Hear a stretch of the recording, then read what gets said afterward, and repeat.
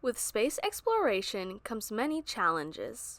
A group of Millard North students is working to address one of these problems by tracking items in space with elements that emit light. We're testing powders that glow in the dark, how much light that they produce, and if that can be used instead of just a regular light like on the moon or on Mars or something like that. It's a lunar pathfinder, which basically is we're testing different compounds that glow in the dark. So in space, we're trying to test how bright the light, how bright it gets, and how long it lasts to be able to find a good component. So in future NASA missions, they're able to use this powder to be able to find their path on the moon or just use it as a light source.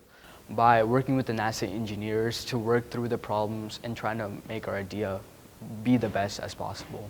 Like the beginning of all projects, a rough layout is constructed before building. Planning is essential to the success of future strategies, which is why the team discusses with NASA engineers before every meeting. So we would just start with planning it out and then thinking about how we're going to do this design. And then we're able to plan out and order these components.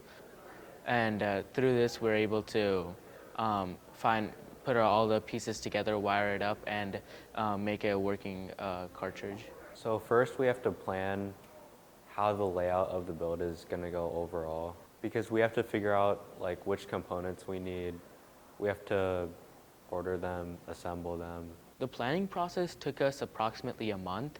But then after that idea is chosen, we spent many times refining it, fine-tuning it, making sure it's to scale with what we're allowed to have, but also able to still have potential to get some good findings and help NASA in the future as well. Each person has an important role in the group, whether it be coding, soldering, or wiring. I think we have 3 teams. So we have a coding team, we have a soldering team, and then they're all part of the build team. So Kaden, Prajwal, and Mahesh are working on soldering, and Kane and Mahesh are also working on mounting.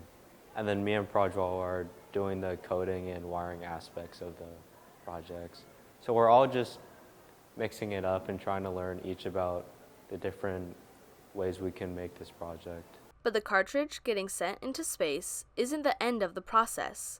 There are still variables to interpret after the launch. But then we'll get to watch it and we'll get that footage back. So we will actually get footage from the experiment and get the measurements and then get to work with NASA engineers on what that means. And this could mean that our current idea is sometimes used by future lunar missions, and also could mean that we might potentially get future opportunities by NASA. This has been Mackenzie Carter with the Millard North Blueview.